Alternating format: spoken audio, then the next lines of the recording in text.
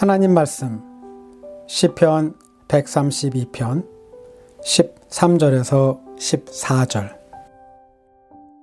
주님께서 시온을 택하시고 그곳을 당신이 계실 곳으로 삼으시기를 원하셔서 이렇게 말씀하셨다. 이곳은 영원히 내가 쉴 곳, 이곳을 내가 원하니 나는 여기에서 살겠다. 아멘.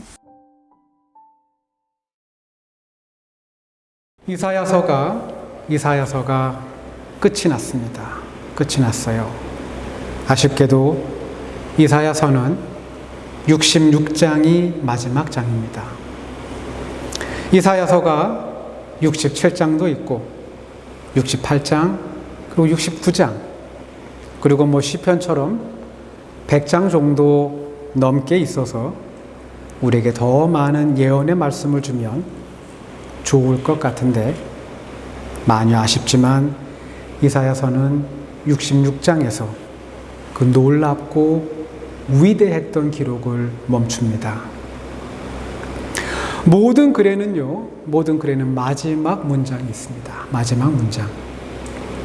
이사야서가 66장에서 끝나는 것이 저에게 조금 더 아쉬운 이유는 이사야서 66장의 마지막 절 24절 때문입니다. 이 마지막 절이 희망적인 내용, 즉 어두운 메시지가 아니라 뭔가 긍정적인 밝은 내용의 메시지를 담고 있으면 좋을 것 같은데 그렇지가 않습니다. 그렇지가 않아요. 이사야 66장 마지막 절 24절입니다. 그들이 나가서 나를 거역한 자들의 시체들을 볼 것이다. 그들을 먹는 벌레가 죽지 않으며 그들을 삼키는 불도 꺼지지 않을 것이니 모든 사람이 그들을 보고 소름이 끼칠 것이다. 24절에는요, 두 종류의 그들이 등장합니다. 두 종류의 그들. 살아있는 그들과 죽어있는 그들입니다. 즉, 산 자와 죽은 자입니다. 산 자들이 밖에 나가 죽은 자들의 모습을 보고 피부에서는 소름이 돋고 몸은 구역질을 하며 역겨워할 것이라는 말씀입니다. 구약 성경, 아니 성경 전체의 묵시문학 가운데 가장 길고 거의 300년의 시간대를 아우르며 관통하는 이 예언서, 특히 하나님의 아들 예수 그리스도의 오심을 700년 전에 이미 예언했던 이 위대한 예언서는 인간이 겪을 수 있는 비극과 고통, 그리고 소름 끼칠 정도의 참혹한 참상을 보여주며 끝이 납니다. 왜 이 위대한 예언서는 이렇게 끝이 날까? 산자들은 하나님을 잘 믿었기 때문에 살았고, 죽은 자들은 하나님을 잘 믿지 않았기 때문에 벌을 받았다. 이렇게 극단적으로 단순화해서 말을 할 수도 있습니다. 근데요, 참혹한 죽음. 어쩌면 참혹하게 사라져가는 죽은 자들의 모습을 보는 산 자들도 살아있다는 깊은 안도감보다는 소름 끼칠 정도의 비극과 절망, 그리고 크나큰 시련을 마주하고 있을지 모릅니다. 우리의 삶은요, 여러분과 저의 삶은요, 괴로움과 아픔, 그리고 고난으로 채워져 있습니다. 채워져 있어요. 그래서 우리는요, 많이 괴로워하고요, 많이 아파하고, 그래서 많은 시간 고통의 하루하루를 보내기도 합니다. 고통의 나날을 지내기도 해요. 그러나 이 아픔에만 빠져 있으면 안 됩니다. 이 고통에만 매몰되어 있어도 안 되고, 이 괴로움이 우리의 삶을 지배하게 해서는 안 됩니다. 안 돼요. 왜냐하면 우리에게는 살아계신 하나님이 있기 때문에, 하나님이 계시기 때문에 어떤 상황에서도 그분을 기억하고 그분을 찾고, 그리고 그분에게 나의 간절한 소망을 호소하는 우리들이 되어야 합니다.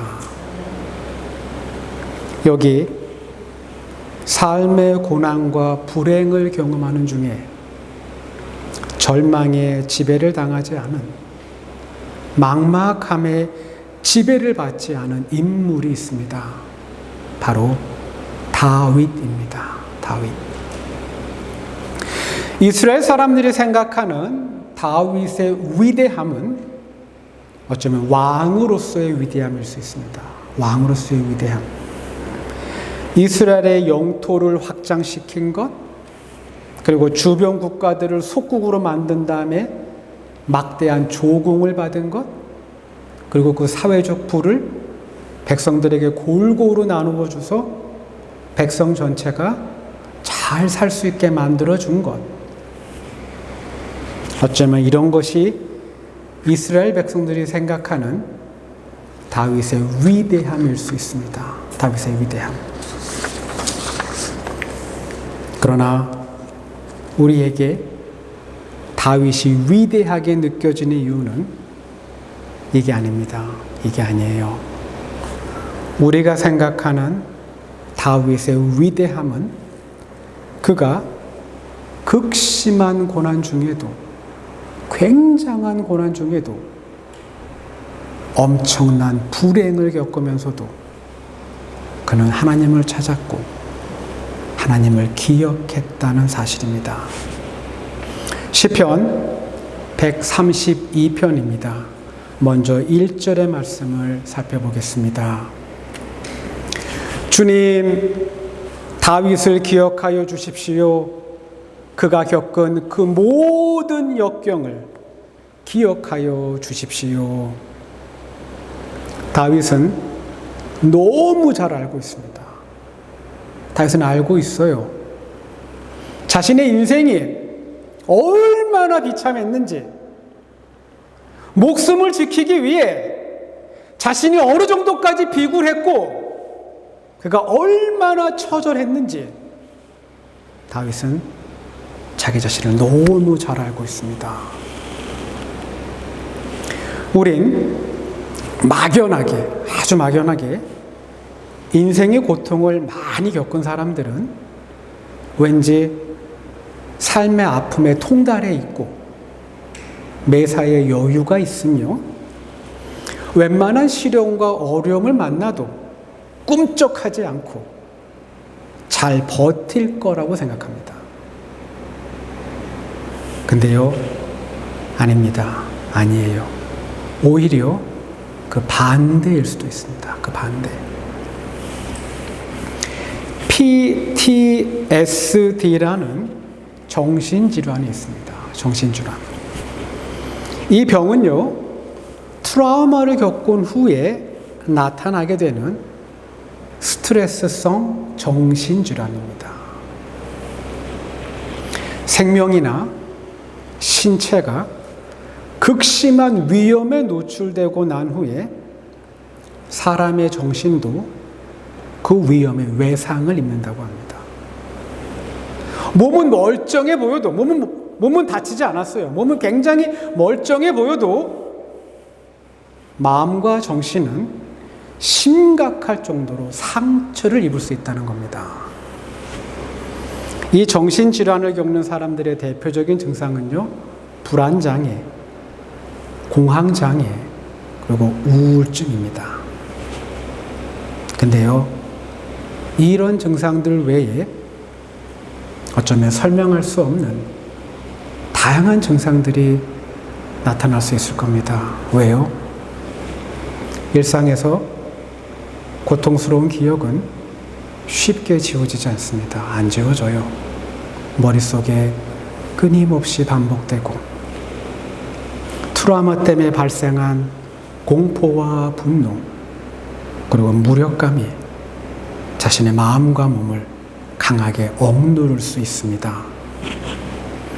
이런 사람들이 고통의 여유가 있고 웬만한 아픔에 흔들리지 않는다? 아닙니다. 아니에요. 그렇지 않습니다. 그렇지 않아요. 이런 사람들이 외부의 자극에 대해 침착하고 올바르게 대응하는 건 더욱 힘들고 어려울 수도 있습니다. 2010년 10월 7일입니다. 한국에서 꽤나 유명하셨던 분, 행복 전도사로 굉장히 유명한 최윤희 씨가 스스로 그녀의 생을 마감했습니다. 그는 방송과 강연 그리고 책을 통해 수많은 사람들에게 긍정적인 마인드와 웃음을 전한 사람입니다. 그녀는 방송과 책에서요, 대중들에게 자살을 거꾸로 읽으면 살자가 된다. 살자. 그러니까 인생을 바꾸는 유일한 비결은 긍정적인 마인드라고 늘 강조했던 분입니다.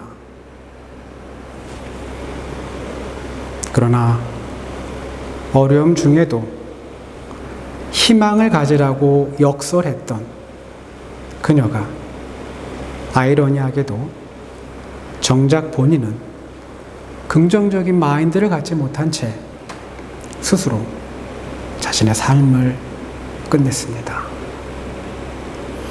그녀는 유서를 남겼는데요. 2년 전부터 몸 여기저기에서 경계경보가 울렸습니다. 700가지의 통증을 한꺼번에 시달려 본 분이라면 저의 마음을 이해하실 겁니다. 라고 적었다고 합니다. 실제 그녀는 루푸스 병이라는 질병을 진단받고 이 병을 오랫동안 앓고 있었다고 합니다. 이 병은요, 인간의 몸에 있는 면역 체계가 오작동을 시작한 겁니다. 오작동. 면역 체계가 잘못 시스템을 움직이는 거예요. 그래서 외부에서 오는 박테리아와 바이러스의 공격에 대해 몸을 지켜야 하는 면역 시스템이 스스로 자기 자신을 공격하는 겁니다. 아무런 외부 자극이 없는데 면역 시스템이 스스로 자기 몸을 공격하는 거예요.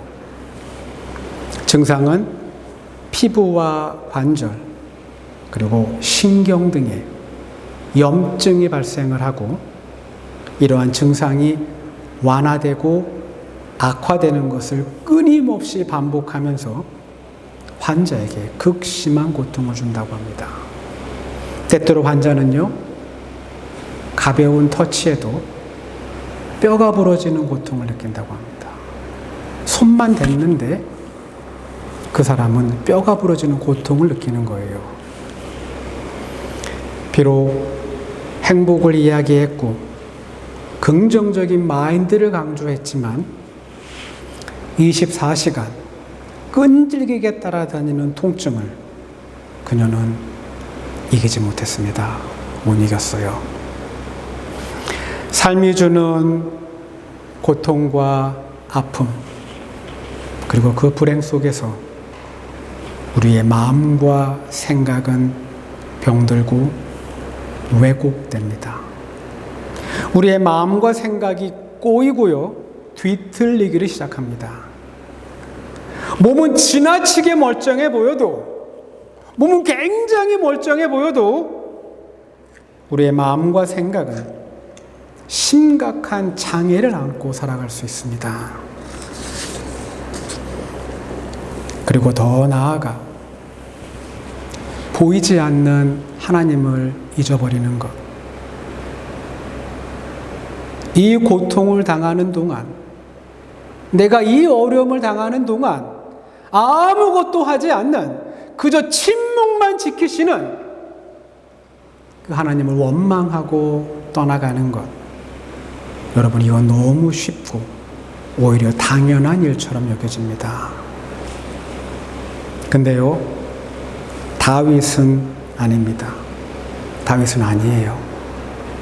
다윗은 자신의 인생에서 극심한 고난과 아픔을 겪었지만 그 역시 자신의 목숨이 위협을 당하는 굉장한 트라우마를 겪었지만 다윗은 하나님을 떠나지 않습니다. 안 떠나요. 안 떠나요. 그는 고난 중에도 하나님을 기억했고 하나님을 생각합니다. 시편 132편 1절 이후의 말씀입니다. 우린 다윗의 고백에서 그의 위대함을 보게 됩니다. 다윗이 주님께 맹세하고 야곱의 전능하신 분께 서약하기를 내가 내 집 장막에 들어가지 아니하며 내 침상에도 오르지 아니하며 눈을 붙이고 깊은 잠에 빠지지도 아니할 것이며 눈꺼풀에 얕은 잠도 들지 못하게 하겠습니다. 주님께서 계실 장막을 마련할 때까지, 야곱의 전능하신 분이 계실 곳을 찾을 때까지 그렇게 하겠습니다. 인생의 심각한 고통과 불행을 경험한 사람이라면 다른 사람에 대한 경계심이 높아지고 배려는 작아지며 오직 자기 자신의 안정과 이익만을 생각하고 마음이 다치는 굉장히 이기적인 사람, 그런 사람이 될 수 있는데 다윗은 아닙니다. 아니에요. 그는 자기 자신보다 하나님을 먼저 생각합니다. 자기 자신에게 많은 고통을 허락한 그 하나님이 참 원망스러울 수 있는데 다윗은 그렇지 않습니다. 안 그래요. 다윗의 위대함이 빛을 발하는 순간입니다. 이사야서 마지막 장을 잠깐 다시 한번 살펴보겠습니다. 이번에는 이사야 66장의 첫 문장들입니다. 주님께서 이렇게 말씀하신다. 하늘은 나의 보좌요 땅은 나의 발 받침대다. 그러니 너희가 어떻게 내가 살 집을 짓겠으며 어느 곳에다가 나를 쉬게 하겠느냐. 주님의 말씀이시다. 나의 손이 이 모든 것을 지었으며 이 모든 것이 나의 것이다. 인간이 할 수 없는 일이 있습니다. 그 잘난 인간도요, 할 수 없는 일이 있어요. 우린 그걸 불가능이라고 말합니다. 불가능. 창조주 하나님이 피조물인 우리를 위해 그분이 집을 지어줄 수 있습니다. 우리에게. 근데요, 우리가 창조주 하나님의 집을 짓는 건 불가능합니다. 불가능한 일이에요. 저 넓은 하늘이 하나님이 앉으시는 의자이고 이 땅이 아버지 하나님의 발을 닿는 발 받침대인데 어떻게 그 크신 하나님이 머물 수 있는 집을 우리가 건축한다는 것, 그 자체가 말이 안 되고 불가능한 일입니다. 더구나 2절 말씀을 보면 주님의 손이 이 모든 걸 창조했고 우주에 있는 모든 것이 주님의 소유라고 말씀하십니다. 그러므로 마치 우리가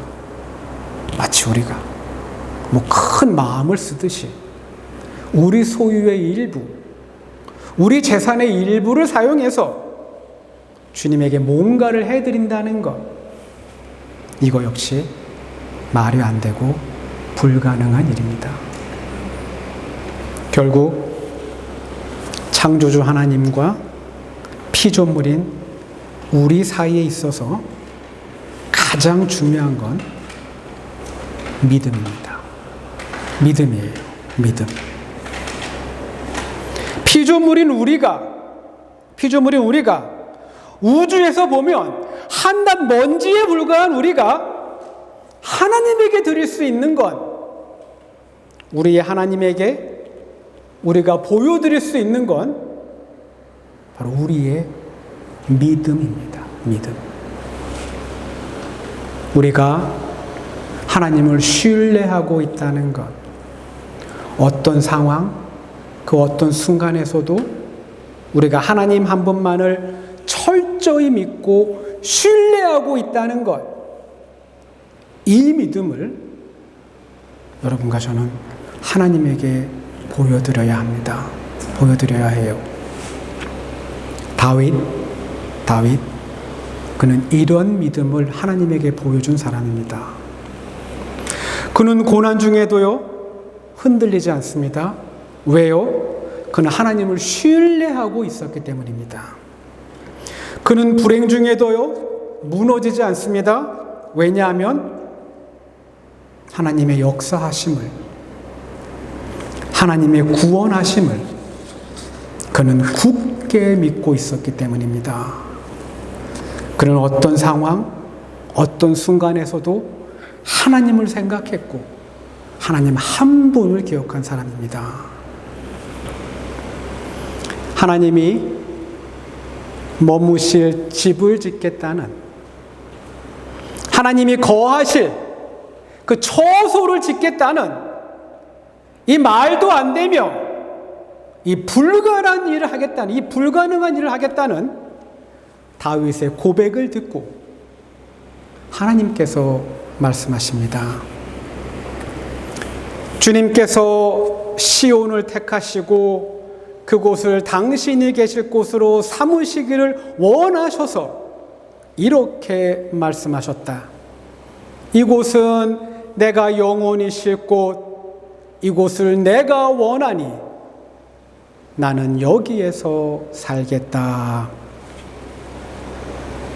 여러분, 사람도 마찬가지입니다. 여러분과 저도 마찬가지예요. 자신을 진심으로 생각해 주는 사람, 자신을 소중한 사람으로 기억해 주는 사람, 우린 그 사람에게 감동하고 우린 그 사람에게 고마움을 느낍니다. 벌써 2026년도 2월입니다. 올해 여러분과 저의 삶 앞에 어떤 것이 놓여 있는지 우리는 아무것도 모릅니다. 아는 게 아무것도 없어요. 근데요, 불안해하거나 초조해하거나 두려워하지 마시기 바랍니다. 우리가 어떤 삶을 만나든 우리는 하나님을 생각하고 하나님의 도움을 요청할 수 있기 때문입니다. 어떤 삶이 우리 앞에 놓여 있든 우리는 하나님을 반드시 기억하고 하나님이 우리를 위해 역사해 주실 것을, 하나님의 그 손길이 마침내 우리의 삶을 지켜주실 것을 우리는 굳게 믿어야 합니다. 하나님은 우리의 이 믿음을 기뻐하시고 우리의 이 믿음에 감동하실 겁니다. 우리의 하나님은 우리에게도 다윗에게 하셨던 말씀을 동일하게 해주실 겁니다. 내가 원하니 나는 여기에서 너와 함께 살겠다. 기도합니다.